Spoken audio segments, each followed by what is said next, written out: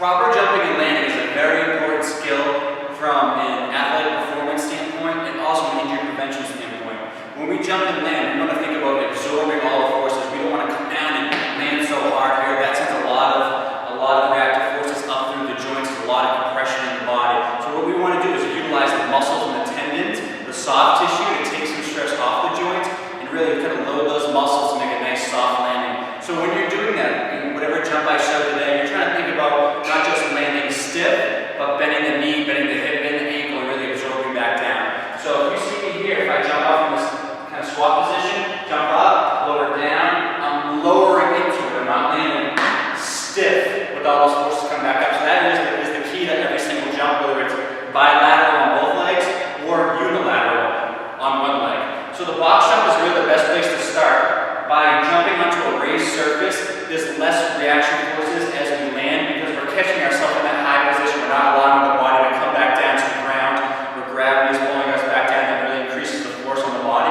So from here, get a nice low position to start. Jump, soft landing, stand up, and then step back down. Jump, soft landing, stand, come back down. Get nice and soft on that landing. Our next step is to go into a bilateral jump, 2 legs on the ground or over a hurdle. So if you're in that same starting position as you were in the box jumps, arms back, soft landing, land. So now by landing on the ground, there's a lot more forces. The body has to come down a greater degree to here than it does to here. So we're really using that body to kind of compress like a spring, absorb all the force, and let us land nice and comfortably.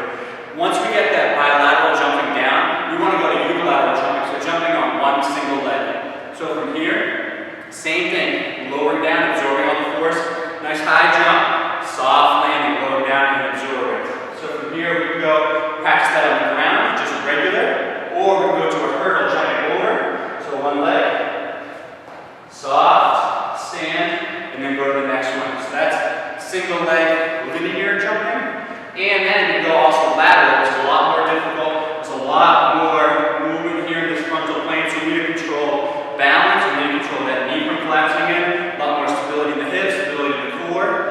So by doing that, we want to jump over this hurdle both directions.